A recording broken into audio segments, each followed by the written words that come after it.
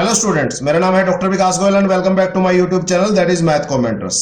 हमारा टॉपिक चल रहा है सीरीज सॉल्यूशन और सीरीज सॉल्यूशन पे अब तक हम 4 वीडियो लेक्चर अपलोड कर चुके हैं, जिसमें सीरीज सॉल्यूशन का बेसिक्स, पॉइंट्स के टाइप, उसके डिफरेंट मेथड हमने डिस्क्राइब किए थे और लास्ट 3 लेक्चर्स में हमने मेनली पावर सीरीज मेथड समझा और पावर सीरीज मेथड पे 3 न्यूमेरिकल प्रॉब्लम सिंप्लीफाई की। तो होपफुली पावर सीरीज मेथड आपको समझ में आया होगा, वहां कोई डाउट नहीं बचा होगा। आज का टॉपिक है फ्रोबनियस मेथड ऑफ सीरीज सॉल्यूशन और ये कब अप्लाई होता है? जब x इक्वल टू 0 एक रेगुलर सिंगुलर पॉइंट हो। तो मैंने बताया था सिंगुलर पॉइंट क्या होता है और उसको रेगुलर कब कहते हैं वो मैंने बता चुका हूं, होपफुली समझ में आ चुका होगा। नहीं तो फ्रोबनियस मेथड में भी हम हर पॉइंट को पहले चेक करेंगे वो रेगुलर सिंगुलर है कि नहीं। आपका अगर छोटा मोटा डाउट बचा होगा तो वो भी फिल्टर हो जाएगा। तो आप लेक्चर स्टार्ट करने से पहले अगर आपको वीडियो लेक्चर पसंद आ रहे हैं तो please like the video, subscribe the channel और दोस्तों के साथ जरूर शेयर कीजिए। साथ ही साथ वीडियो लेक्चर्स को ऑनलाइन देखिए यूट्यूब पे। अब स्टार्ट करते हैं आज का टॉपिक दैट इज फ्रोबनियस मेथड। सबसे पहले स्टार्ट करते हैं फ्लो चार्ट से। आपको पता है फ्रोबनियस मेथड का भी यूज होता है किसी भी homogeneous second order linear differential equation with variable coefficient को सोल्व करने के लिए, जब x इक्वल टू 0 एक रेगुलर सिंगुलर पॉइंट हो। यह शर्त है, अगर x equal to 0 ordinary point हो तो पावर सीरीज मेथड लगता है और x equal to 0 regular singular point हो तो फ्रोबनियस मेथड लगता है। उसके बाद first step, assume the solution y equal to summation n equal to 0 to infinity an x raised पर m प्लस n।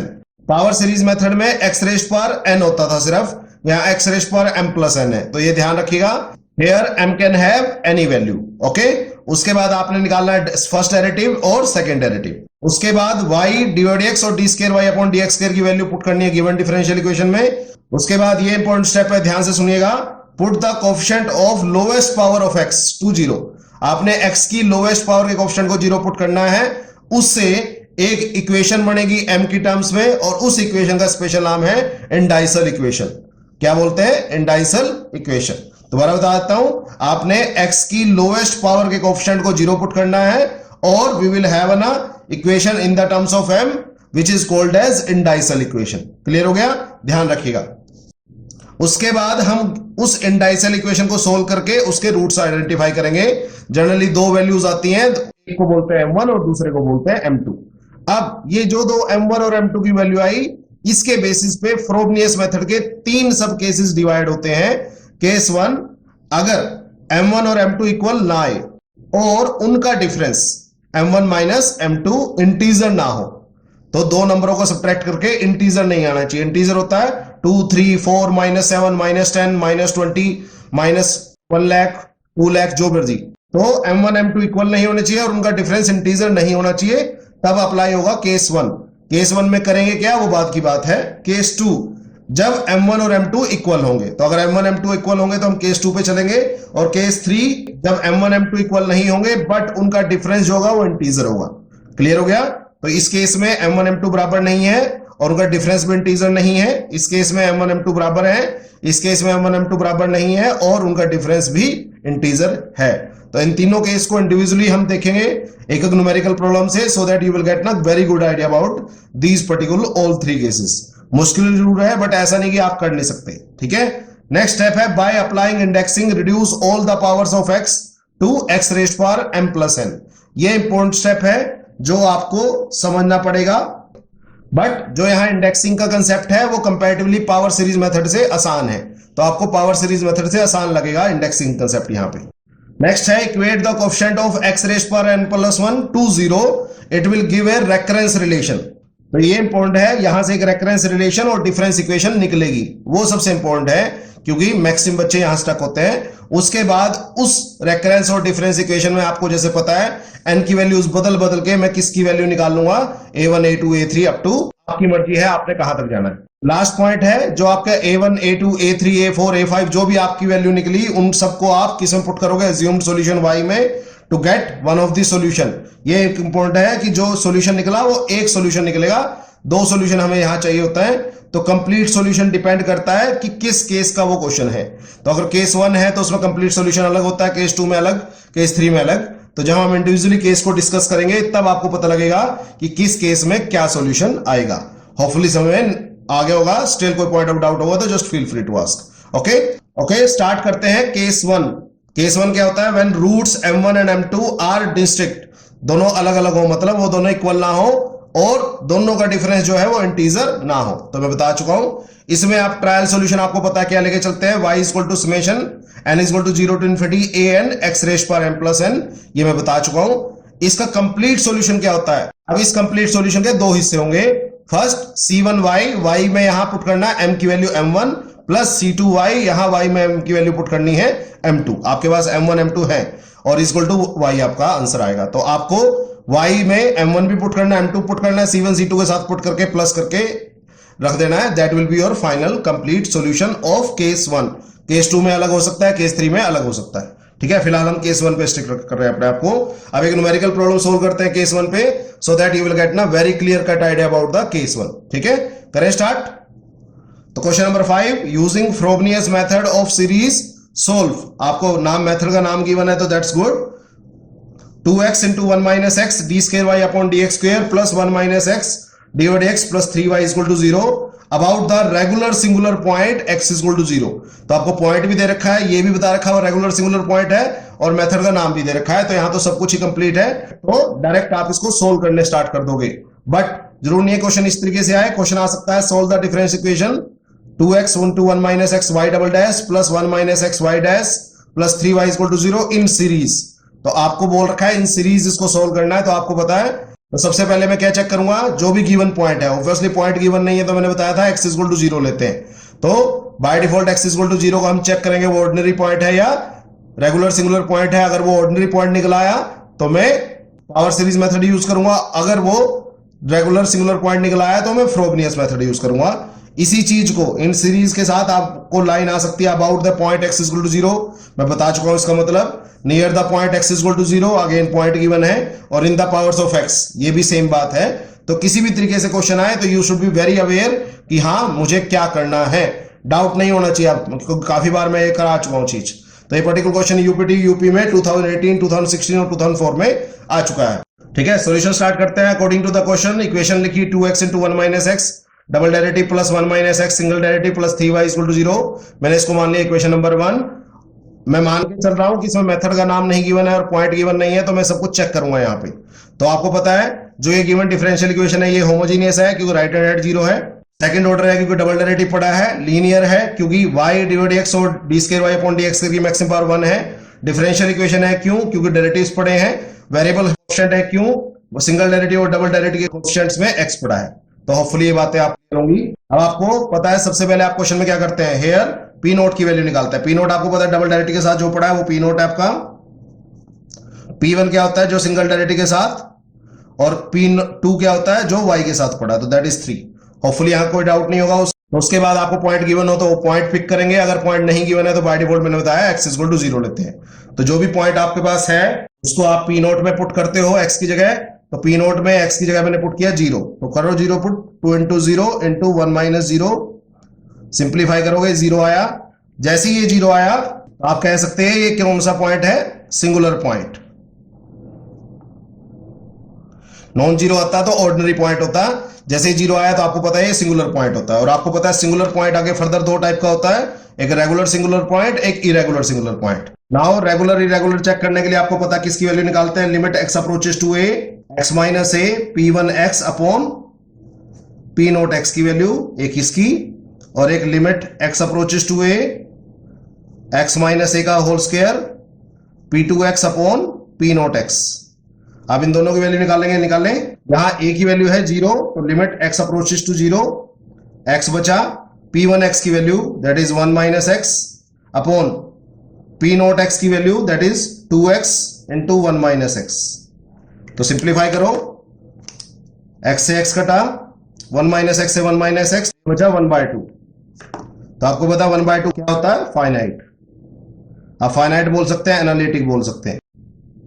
ठीक है, अब इसको चेक करें सेकंड कंडीशन को, limit x approaches to 0, x minus 0 का स्क्वायर तो that is x square, p2x that is 3 upon p naught x that is 2x into 1 minus x। Limit x approaches to 0, x square 3 upon 2x into 1 minus x। Cancel करो जितना cut सकता है, x से x कटा, x की value 0 put करोगे तो ये आएगा 0। तो आपको पता है जब भी 0 आए तो वो भी क्या है, फाइनाइट है। तो मैंने बताया था अगर पॉइंट सिंगुलर पॉइंट हो और फर्दर इसकी और इसकी दोनों की वैल्यू फाइनाइट आ जाए तो इसका मतलब जो पॉइंट है वो है रेगुलर सिंगुलर पॉइंट। होपफुली कोई डाउट नहीं होगा रेगुलर सिंगुलर पॉइंट कैसे हुआ। पहले तो हमें समझ में आना चाहिए कि ये सिंगुलर पॉइंट क्यों हुआ, क्योंकि ये जीरो आ गया, जीरो नहीं आता तो ऑर्डिनरी पॉइंट होता, तो जीरो आ गया तो ये सिंगुलर पॉइंट हो गया। उसके बाद हमें एक इस फंक्शन की वैल्यू निकालनी होती है और एक इसकी, ठीक है। दोनों की वैल्यू अगर फाइनाइट आ जाए तो वो रेगुलर होगा, अगर एक की भी इनफाइनाइट आ जाए तो वो इरेगुलर होता है, ठीक है। So x equal to 0 is a regular singular point of given differential equation. Hopefully यहां तक कोई डाउट नहीं होगा। जैसे ही पता लगा वो रेगुलर सिंगुलर पॉइंट है तो आपको पता है कौन सा। Now by using Frobenius method, clear हो गया। तो होपफुली कोई डाउट नहीं होगा कि फ्रोबिनियस मेथड क्यों लगाया है यहां पे, क्योंकि वो रेगुलर सिंगुलर पॉइंट है। तो फ्रोबिनियस मेथड क्या कहता है, let y equal to summation a n x raised power m plus n और n varies from 0 to infinity. आप ध्यान से देखिएगा, अब थोड़ा ट्विस्ट है इसका पावर सीरीज मेथड से, तो सिंगल डेरिवेटिव कीजिए तो आपको पता पावर आगे एन एज इट इज और एक पावर कम। तो यहां तक होपफुली कोई डाउट नहीं होगा। Summation n equal to 0 to infinity. अब कई बच्चे पूछ सकते हैं सर वहां तो 1 टू इन्फिनिटी कर रहा था, बट यहां कोई फर्क नहीं है, ध्यान रखिएगा। अब मैं समझा देता हूं कि n की वैल्यू 0 ही क्यों रखी। पिछले पावर सीरीज मेथड में तो 1 कर लिया था। पावर सीरीज मेथड में यहां x की पावर n माइनस 1 था, तो अगर 1 रखता तभी x की पावर मिनिमम 0 बनती। बट अब यहां n की वैल्यू जो मर्जी हो, m एक ऐसा बंदा है जो उसको कंपनसेट कर देगा, क्योंकि m can have any value, positive negative fractional कुछ भी वैल्यू इसके साथ फिजिबल है। सिमिलरली डबल डेरिवेटिव में आप चाहे तो डेरिवेटिव खोल के देख लीजिएगा, आंसर सेम आएगा। Constant as it is, again power आगे एन एज इट इज और एक पावर और कम, तो अगेन मुझे कोई फर्क नहीं पड़ता, वो 0 से स्टार्ट है, ठीक है। क्यों? जो भी यहां n की पावर कम हुई वो m ने कंपनसेट कर ली। तो ये दो बातें यहां नोट करने लायक हैं जो आपको पावर सीरीज मेथड में एब्सेंट थी। होपफुली कोई डाउट नहीं होगा, समझ में आ गया होगा, क्लियर हो गया। Now put the values of y divide x and d square y upon dx square in given differential equation 1 we get. अब आप देख सकते हैं यहां पे आपकी n की स्टार्टिंग वैल्यूज का कोई फर्क नहीं पड़ रहा डेरिवेटिव्स में, तो इससे फायदा क्या होगा, मेरी इंडेक्सिंग भी कंपैरेटिवली आसान पड़ेगी। करते हैं, अब करें वैल्यू पुट। डिफरेंशियल इक्वेशन क्या है, 2x into 1 minus x, double derivative ये है summation n equal to 0 to infinity. आप ये समेशन लगाए बिना कोई फर्क नहीं पड़ता,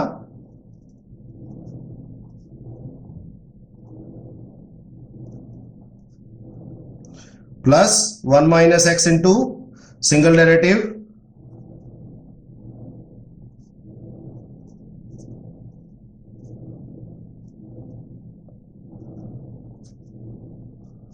प्लस 3y, y की वैल्यू है summation a n x raised power m plus n, n varies from 0 to infinity. ये लिखो ना लिखो कोई फर्क नहीं पड़ रहा। तो आपने डबल डेरिवेटिव की वैल्यू पुट कर दी, सिंगल डेरिवेटिव की वैल्यू पुट कर दी और y की वैल्यू पुट कर दी। अब करें इसको फर्दर सिंप्लीफाई। फ्रोबिनियस मेथड अगर आप समेशन की फॉर्म में करेंगे तभी आपको आसान पड़ेगा। अगर गलती से आपने समेशन खोल दिया तो हो सकता है किसी क्वेश्चन में तो आसान पड़े, बट मैक्सिमम क्वेश्चन में वो मुश्किल ही पड़ता है। तो मैं इसको थोड़ा सिंप्लीफाई कर रहा हूं, तो पहले मैं बाहर ही कर रहा हूं। तो यह आया 2x in minus 2x square summation m plus n minus 1 a n x raise power m plus n minus 2। चलो मैं ब्रैकेट लगा देता हूं, plus 1 minus x as it is. चलो मैं नेक्स्ट स्टेप में इसको खोल दूंगा, m plus n a n x raise power m plus n minus 1। अब थोड़ा यहां मुश्किल होने वाला, ध्यान से देखिएगा, plus 3 summation a n x raised power m plus n equal to 0। आप लिमिट लिखे या ना लिखे कोई फर्क नहीं पड़ता, क्योंकि जो भी n की वैल्यू कम ज्यादा होगी वो आपकी कंपनसेट कर लेगा m, तो उसमें कोई दिक्कत नहीं है। ठीक है, करो मल्टीप्लाई, 2x से मल्टीप्लाई करो इसकी, तो आएगा summation 2 m plus n minus 1 an x raised power m plus n minus 1। Hopefully समझ आ गया होगा, x की पावर 1 यहां है, m प्लस n माइनस 2 यहां है, तो पावर ऐड होगी तो इतना बचेगा। होपफुली कोई डाउट नहीं होगा, स्टिल कोई पॉइंट आउट डाउट होगा तो प्लीज पूछ लीजिएगा। माइनस अगेन इससे मल्टीप्लाई करें तो summation n is equal to 0 to infinity 2 m plus n minus 1 an as it is, और यहां पावर 2 है और यहां m प्लस n माइनस 2 है, तो ऐड होके m प्लस n बचेगी। यहां अगेन मल्टीप्लाई खोलो 1 के साथ अलग, तो प्लस 1 के साथ करोगे तो सेम बचेगा, n is equal to 0 to infinity m plus n। थोड़ा ध्यान से देखते रहिएगा, यहां मुश्किल है question, x raised power m plus n minus 1, और x के साथ करोगे तो minus summation n is equal to 0 to infinity, सब कुछ सेम बचेगा, बस पावर चेंज होगी, an x raised power m plus n। Hopefully कोई डाउट नहीं होगा, एक पावर यहां थी एक पावर यहां कम थी तो पूरी होगी power, plus summation n is equal to 0 to infinity 3 an x raised power m plus n is equal to 0। Hopefully कोई डाउट नहीं होगा, थोड़ा मुश्किल जरूर पड़ सकता है बट ऐसा नहीं कि आप कर नहीं सकते। इसके बाद अगर आप ध्यान से देखें तो जो सिमिलर पावर्स है उनकी टर्म्स को इकट्ठा कर लो। यहां भी x की power m plus n minus 1 है, यहां भी x की power m plus n minus 1 है, तो इन दोनों को क्लब कर रहा हूं, इन तीनों में x की पावर m प्लस n है, इन तीनों को क्लब कर रहा हूं, तो करें club. Summation n is equal to 0 to infinity, तो यह है बच्चे 2 m plus n minus 1 plus m plus n यहां से an दोनों में पड़ा है और x रेस्ट पर m प्लस n माइनस 1 दोनों में पड़ा है, तो मैंने an और x रेस्ट पर m प्लस n माइनस 1 बाहर रख लिया, बाकी सब इकट्ठा रख लिया। उसके बाद minus summation n is equal to 0 to infinity, मैं इन तीनों टर्म्स को कर रहा हूं, तो क्या बचा, यहां बचा 2 into m plus n minus 1, यहां से प्लस m प्लस n, क्योंकि आपका माइनस बाहर कॉमन आ चुका है इसलिए यहां प्लस ही बचा, और यहां ध्यान से देखिएगा माइनस 3 क्यों, क्योंकि यहां माइनस बाहर लिया है तो इसलिए प्लस का साइन क्या हो गया -3 an x raised power m plus n is equal to 0। Hopefully कोई डाउट नहीं होगा, समझ आ गया होगा। ठीक है, थोड़ा मुश्किल जरूर है बट ऐसा नहीं कि आप कर नहीं सकते, ध्यान से देखते रहिए इन स्टेप्स को, ये मुश्किल है यहाँ पे। तो अब मैं इसको थोड़ा सिंप्लीफाई करने की कोशिश कर रहा हूं, दोनों टर्म्स में देख सकते हैं m प्लस n पड़ा है तो मैं m प्लस n कॉमन ले रहा हूं, तो n is equal to 0 to infinity, तो ये बचा 2 into m plus n minus 1 plus 1, m plus n मैंने कॉमन ले लिया, an x raised power m plus n minus 1, m plus n बाहर गया तो यहां बचा 2 into m plus n minus 1 और यहां बचा प्लस 1। ठीक है, minus summation n is equal to 0 to infinity, दोनों टर्म्स है, फर्स्ट टू टर्म्स में m प्लस n कॉमन आएगा तो 2 into m plus n minus 1 plus 1 m plus n, इन दोनों में -3 an x raised power m plus n equal to 0। जितना simplify हो सके उतना सिंप्लीफाई करना है, मैं थोड़ा डिटेल में दिखा रहा हूं जानबूझ के कि आपको क्लियर हो जाए। ठीक है, नहीं तो मैं शॉर्टकट भी मार सकता था यहां पे। अब अगर इसको सिंप्लीफाई करोगे ये आएगा बच्चे 2m, ये आएगा 2n, ये -2 आएगा, ये +1 है तो ये -1 बचेगा। होपफुली कोई डाउट नहीं आएगा। सिमिलरली यहां 2m प्लस 2n -2 प्लस 1, -1 आएगा अगेन,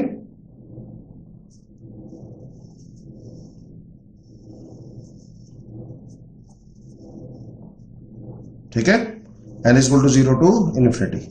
होपफुली यहां तक कोई डाउट नहीं होगा, स्टिल कोई पॉइंट आउट डाउट होगा तो just feel free to ask. अब क्वेश्चन थोड़ा सा मुश्किल पड़ने वाला है, तो मुझे कोशिश करनी है जितनी भी टर्म्स पड़ी हो वो टुकड़ों में पड़ी हो, तो ये आराम से बहुत बढ़िया है, बट यहां प्लस माइनस में पड़ा है, मैं इसको थोड़ा सा और मेहनत कर रहा हूं और ये मैं थोड़ा सा और अच्छा हो जाएगा।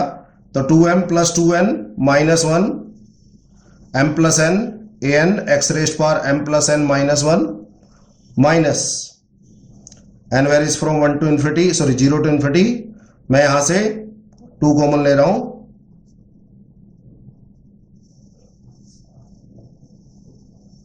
अभी देखना क्या करेंगे, हम इसको सिंप्लीफाई करेंगे जितना कर सकते हैं।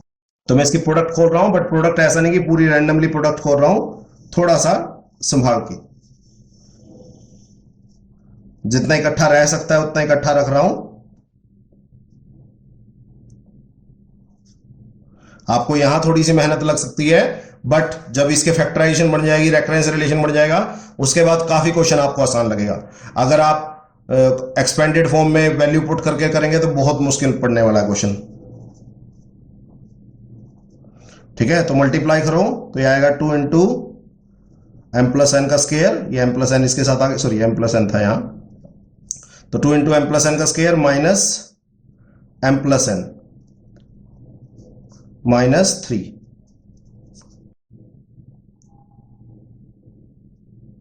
एन एक्स रेज पर m plus n is equal to 0 as it is. ठीक है, होपफुली यहां तक कोई दिक्कत नहीं होगी। मैं सारी मेहनत किस लिए कर रहा हूं कि मुझे थोड़ी देर बाद क्वेश्चन काफी आसान लगे। आप इन डाइसेल इक्वेशन वाला काम जब मर्जी कर सकते हैं, बट मैं उससे पहले जितना हो सके सिंप्लीफाई कर रहा हूं। इसको कोई दिक्कत नहीं है क्योंकि इसमें सारी टर्म्स प्रोडक्ट में पड़ी हैं, तो अगर प्रोडक्ट में आ गई तो मुझे कोई दिक्कत नहीं है, क्योंकि मुझे काफी आसान हो जाए क्वेश्चन हैंडल करना।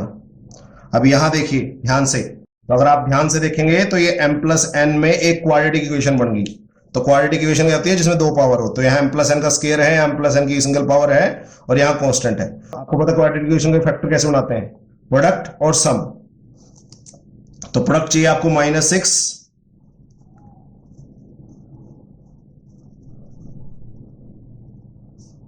तो मैंने क्या बनाया 3 और 2, तो -3 m plus n plus 2 m plus n. फर्क कुछ नहीं पड़ता, m प्लस एन पड़ा है वहां, उससे कोई दिक्कत नहीं है मुझे। an x रेज पर m plus n is equal to 0। Factorization देख, ये मैंने फैक्टराइजेशन किया है क्वाड्रेटिक इक्वेशन की। ठीक है, तो होपफुली कोई डाउट नहीं होगा। मैक्सिमम बुक्स वालों ने इसको डायरेक्ट लिखा हुआ है, मैं इसको थोड़ा सिंप्लीफाई करके दिखा रहा हूं, क्योंकि एग्जाम में आप डायरेक्ट नहीं लिख सकते कोई भी चीज। आती होगी तो आप कर पाएंगे, नहीं आती होगी तो ऑब्वियसली नहीं कर पाएंगे, बात खत्म। अब आपको पता है क्वाड्रेटिक इक्वेशन में फर्स्ट और सेकंड का पेयर बनाते हो और थर्ड और फोर्थ का पेयर बनाते हो। तो बनाए फर्स्ट और सेकंड का पेयर, तो यह m प्लस एन बाहर आ गया, तो 2 इंटू एम प्लस एन -3, और यहां +1 बाहर आ गया, 2 इंटू एम प्लस एन -3। लो जी, हो सकता है थोड़ा शोर आ रहा हो आज आपको, यहां थोड़ी कंस्ट्रक्शन चल रही है, उसकी वजह से दिक्कत हो सकती है। बाकी सब कुछ सेम पड़ा है, उसमें कोई दिक्कत नहीं है, वो पड़ा रहा, चल रहा है साथ साथ। तो बस हो गया इसमें जो मुश्किल काम था। तो अब अगर आप ध्यान से देखेंगे ये दोनों टर्म सेम है, तो इसको कॉमन ले लो, तो क्या बचा 2m प्लस 2n -3, और ये बचेगा m plus n plus 1 an x raised पर m plus n is equal to 0। Hopefully कोई डाउट नहीं होगा। तो ये मेन थी आपकी इक्वेशन जो आपको बनानी है। ठीक है, अगर आप ध्यान से देखें यहाँ स्टार्टिंग वैल्यू से कहीं दिक्कत नहीं आई, चलता रहा। तो कोशिश करनी है कि जो कोएफिशिएंट पड़े होंगे वो फैक्टराइजेशन मोड में पड़े हो, प्लस माइनस मोड में ना पड़े हो, क्योंकि प्लस माइनस मोड में क्वेश्चन दिक्कत करता है बाद में। तो अब हमने जितनी मेहनत करनी थी कर ली, क्योंकि इसके बाद कोई जरूरत नहीं है इसमें करने की। तो इसके बाद आप क्या करते हो, now put the coefficient of lowest power of x। देखें x की लोएस्ट पावर कहां आएगी, यहां है x की पावर m प्लस एन -1, और यहां है x की पावर m प्लस एन, और n की मिनिमम वैल्यू है 0। तो अगर n की वैल्यू 0 पुट करोगे, यहां बचेगा x की पावर m -1, और यहां बचेगा x की पावर m। तो लोएस्ट पावर है x की पावर m -1 टू 0। करें तो आपको क्या करना है, x की पावर m -1 के कोएफिशिएंट को 0 पुट करना है। तो सिर्फ x की पावर m -1 यहां आएगा, इसमें तो आएगा ही नहीं। तो n की वैल्यू 0 पुट करो, क्या आया, ये बचा 2m प्लस 0 -1, यहां पुट करो m प्लस 0, और ये बचा a0, और राइट में 0, क्योंकि x की पावर m -1 बची। ये बचा बच्चे 2m -1 into m a0 is equal to 0। ठीक है, होपफुली यहां तक कोई डाउट नहीं होगा। क्लियर हो गया। x की पावर m -1 का क्वेश्चन कहां से लिया, यहां से n0 पुट करके इसमें x की पावर m -1 बचती, इसमें x की पावर m बचता। ठीक है, तो मैंने वो उठाया। अब यहां मेरे पास बचा 2m minus 1 into m is equal to 0। क्यों? बिकॉज जो a नोट है वो कभी 0 नहीं होता, तो a नोट की वैल्यू 0 नहीं हो सकती, तो इसका मतलब इन दोनों की प्रोडक्ट ही 0 होगी। तो इसका मतलब अब ध्यान से देखें तो मेरे पास m में एक इक्वेशन बन गई, तो विच इज कॉल्ड एज, आपको पता है इसका नाम क्या है, इंडाइसल इक्वेशन, इंडाइसल इक्वेशन। ठीक है, तो अब इसके बाद आपको इसको सोल्व करना है। तो सोल्व करने के लिए आपको पता दोनों की प्रोडक्ट कब 0 आएगी, या तो फर्स्ट 0 हो या सेकंड 0 हो। तो यहां से m की वैल्यू आई 1/2 और यहां से m की वैल्यू आई 0। होपफुली कोई डाउट नहीं होगा। नाउ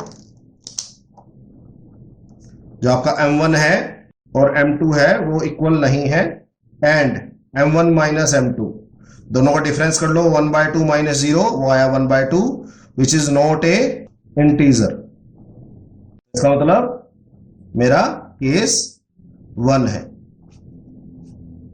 अब मुझे पता लग चुका है कि मेरा क्वेश्चन किस केस से बिलोंग करता है, तो ऑब्वियसली मुझे उसका सॉल्यूशन भी पता लग जाएगा, क्योंकि हर केस के साथ एक ही सॉल्यूशन जुड़ा हुआ है। तो सॉल्यूशन पे जाने से पहले आपको नेक्स्ट होती थी रेकरेंस रिलेशन निकालना। तो रेकरेंस रिलेशन पे बात करते हैं। अब यहां थोड़ा सा मुश्किल काम है। तो फ्रॉम इक्वेशन 2 आपने क्या करना है, सबकी पावर x की पावर m प्लस n करनी है। तो यहां भी x की पावर m प्लस n करनी है और यहां भी x की पावर m प्लस n करनी है।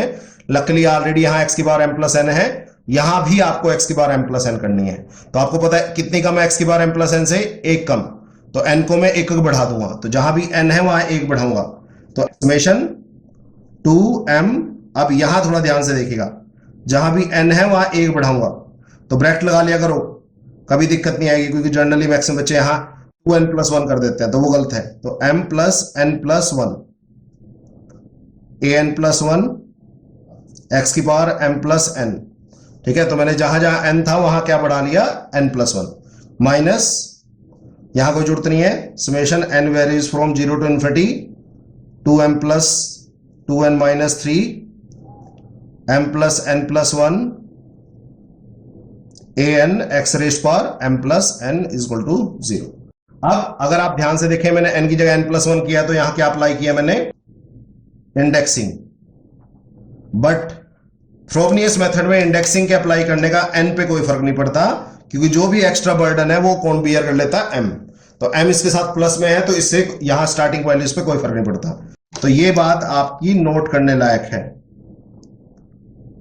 तो कंपैरेटिवली इंडेक्सिंग यहां आसान है, वहां मुश्किल थी पावर सीरीज मेथड में।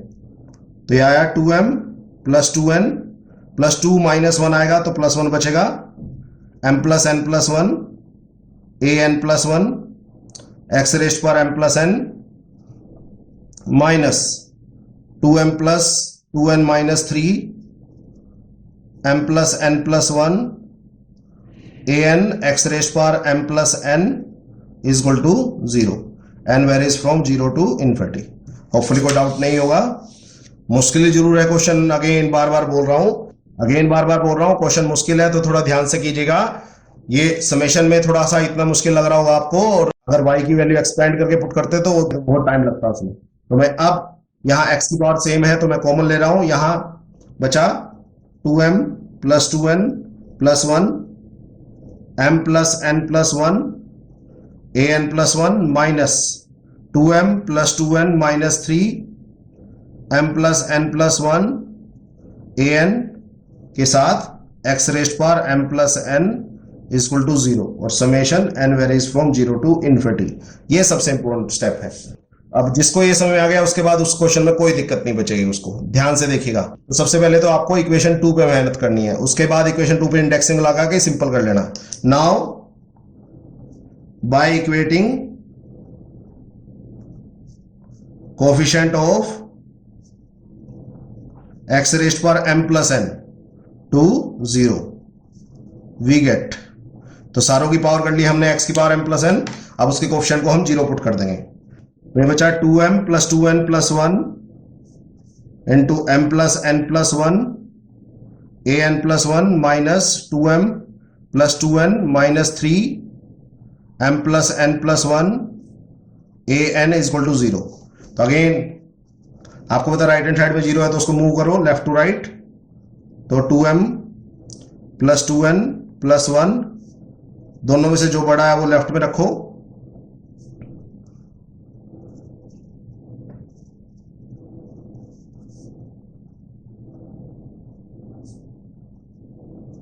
तो an प्लस 1 कितना बचा, 2m plus 2n minus 3 m plus n plus 1 upon 2m plus 2n plus 1 m plus n plus 1 और साथ में an। तो ये सबसे इंपॉर्टेंट है,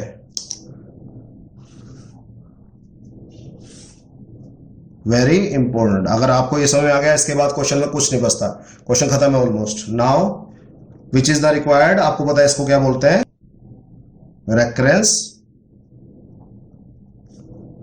रिलेशन। रेकरेंस रिलेशन के लिए हमने बहुत एफर्ट किए, ऑब्वियसली आपको करने पड़ेंगे। अब आप देख सकते हैं n की कम से कम किस वैल्यू के लिए यहां फिजिबिलिटी है, तो आप n की वैल्यू 0 और 0 से ज्यादा पुट कर सकते हैं। क्यों?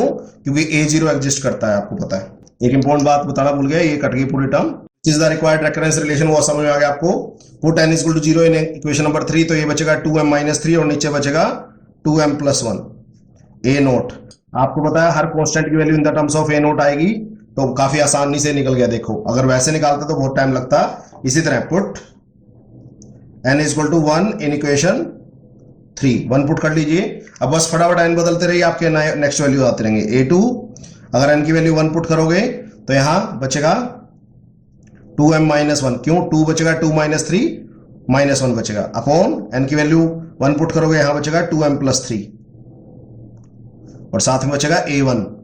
अब आपको पता है हमें वैल्यू किसकी टर्म्स में चाहिए, a नोट की टर्म्स में, तो 2m minus 1 upon 2m plus 3, a1 की वैल्यू पुट करो 2m minus 3 upon 2m plus 1 a note.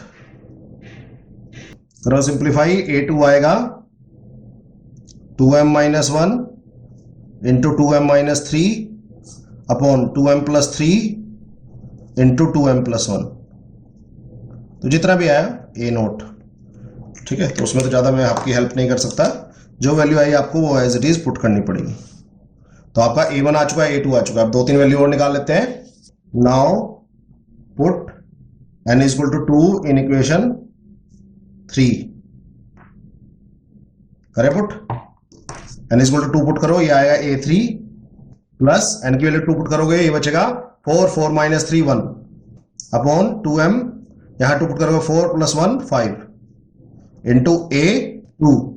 आपको a2 की वैल्यू पता है, इसमें पुट करोगे तो 2m plus 1 upon 2m plus 5, a2 की वैल्यू पुट करो, यह है 2m minus 1, 2m minus 3 upon 2m plus 3 और 2m प्लस 1, यह आएगा a नोट। अब देखो यहां कुछ कट रहा है, बढ़िया कट रहा है, तो जितना कट रहा है बढ़िया काट दो।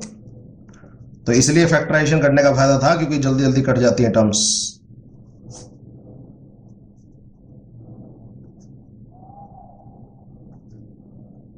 ए नोट। आप चाहे तो एक आधी वैल्यूज और निकाल सकते हैं, नहीं चाहते तो आप यहीं छोड़ सकते हैं, कोई दिक्कत नहीं है। ठीक है, now as we know that the complete solution of case 1 is given as, complete solution क्या होता था बताया था, y c1, y की वैल्यू जब m की वैल्यू एक बार m1 प्लस c2, y की वैल्यू एक बार m की जगह m2 पुट करना। तो अब आपकी मर्जी है, पहले y निकाल लो फिर m1 और m2 पुट कर लो, या पहले उनमें m1 m2 पुट कर लो फिर y निकाल लेना। आपको पता ट्रायल सॉल्यूशन क्या था, an x raised power m plus n varies from 0 to infinity. तो इसको खोल लो, a नोट x की power m plus a1 x की power m plus 1 plus a2 x की power m plus 2 plus a3 x की power m plus 3 and so on. तो ये वैल्यू थी। अब आपके दो काम बचे हैं, एक तो ट्रायल सॉल्यूशन में आपको a1 a2 a3 की वैल्यू पुट करनी है, फिर उसके बाद उसी ट्रायल सॉल्यूशन में m की जगह m1 और m की जगह m2 पुट करके आपने दो वैल्यू निकाल के यहां पुट करके आपका आंसर लिखना है। ये है आपका कंप्लीट सॉल्यूशन। ठीक है, मैं इसको इक्वेशन नंबर 4 मान लेता हूं। Now put the values of a1, a2, a3 in trial solution. We get, तो ट्रायल सॉल्यूशन पुट करें तो आया बच्चे y equal to a naught as it is, उसको कोई चेंज नहीं है, प्लस a1 की वैल्यू थी 2m minus 3 upon 2m plus 1 a note into x की power m plus 1 plus a2। अब a2 की वैल्यू मैं पुट कर रहा हूं, that was 2m minus 1 into 2m minus 3 upon 2m plus 3 2m plus 1 a note into x raised power m plus 2 plus अब a3 की value क्या आएगी, 2m minus 1 2m minus 3 upon 2m plus 5 2m plus 3 a naught x raised power m plus 3 and so on. तो आप चाहे तो और values भी पुट कर सकते थे, मर्जी आपकी है। अब आपका ट्रायल सॉल्यूशन आ चुका है, बट आपका कंप्लीट सॉल्यूशन ये है। तो आपको एक बार y में m की जगह m1 पुट करना है, एक बार m की जगह m2 पुट करना है। Now at m is equal to 1/2, आपकी फर्स्ट वैल्यू क्या थी 1/2, दूसरी वैल्यू थी 0, तो पुट करो y की value at m is equal to 1/2, m की वैल्यू 1/2 पुट करो, a नोट अगर m की वैल्यू यहां 1/2 पुट करोगे तो रूट x बचेगा, पता है x की बार 1/2 का मतलब रूट होता है। m की वैल्यू यहां 1/2 पुट करो, ये 1 आएगा, 1 minus 3 upon 1 plus 1 a naught x की पावर 2 आएगा, प्लस यहां m की वैल्यू 1/2 पुट करो, वो आएगा 1 माइनस 1, बढ़िया है, तो हो गया काम, 1 minus 3 upon 1 plus 3 1 plus 1 a note और x की पावर 5/2, क्योंकि आपने 2 ऐड किया है हाफ में, प्लस यहां पुट करो, यह आएगा 1 माइनस 1, बढ़िया, तो 0 ही हो गया, 1 minus 3 upon 1 plus 5 1 plus 3 a note और x की पावर 7/2 एंड सो ऑन। वैसे मैक्सिमम टर्म्स आके 0 जोड़ना नहीं है, तो ये बचा a नोट रूट x, ठीक है, प्लस यहां बचा बच्चे -2 अपॉन 2 a नोट x की पावर 3/2, ये बचा 0, क्योंकि 1 माइनस 1 0, 1 माइनस 1 0। होपफुली नेक्स्ट सारी टर्म्स आपकी 0 हो जाएंगी, ठीक है, एंड सो ऑन। तो a नोट कॉमन ले लो चाहे, तो ये बचा x की पावर 1/2 माइनस ये 2 से 2 कटा, 1 बचा, x की पावर 3/2, ठीक है। होपफुली नेक्स्ट टर्म्स 0 होंगी, वो आप देख लीजिएगा जो भी आया। अगर आप अप टू इन्फिनिटी लगाना चाहें तो लगा सकते हैं। तो ये आया y की value at m equal to 1/2। तो आपका वन ऑफ द सॉल्यूशन निकल गया। अब आपको दूसरा सॉल्यूशन निकालना है। Now at m equal to 0, तो y की value at m equal to 0, 0 put करो, a 0 x की पावर 0 1 हो गया, प्लस 0 पुट करो, ये बचा -3 अपॉन 1 a नोट x की पावर 1 बचा, प्लस यहां बचा -1, यहां बचा -3, यहां बचा 3 और यहां बचा 1। m की वैल्यू 0 पुट कर रहा हूं बच्चे, होपफुली समझ आ रहा होगा। x की पावर 2 बचा, plus -1 -3 upon 5 into 3 a naught x की पावर 3 बचा एंड सो ऑन। इसमें 0 नहीं हुई, तो x की पावर 0 1 होता है। a नोट आप चाहे तो कॉमन ले लें, क्योंकि सारे टर्म्स में a नोट पड़ा है, तो ये 1 बचा, ये -3x बचा, ठीक है। यहां पे अगर आप देखें 3 से 3 कट गया और यहां भी 3 से 3 कट गया, ये बचा plus x square, minus minus यहां भी प्लस, और उसके बाद 1/5 x cube and so on. तो यह आपका y at m equal to दूसरा सॉल्यूशन भी आ गया। अब मेरे दोनों टर्म्स आ चुकी हैं, मैं पुट कर रहा हूं इसमें। Now from equation 4 we get, equation 4 क्या करती है, y की वैल्यू कितनी है मेरी, c1 y at m is equal to m1 that is 1/2 plus c2 y की value at m is equal to m2 that is 0। मेरी दोनों वैल्यू आ चुकी है, पुट करो। c1 ये वैल्यू है a0 x raised power 1/2 minus x raised power 3/2 plus c2 ये value है a0 1 minus 3x plus x square plus x cube by 5 up to infinity. Hopefully कोई डाउट नहीं होगा। अब देखो यहां c1 और a0 दोनों कांस्टेंट है, इनको मल्टीप्लाई करके मैं एक नया कांस्टेंट रख रहा हूं, मर्जी आपकी है क्या नाम देना है,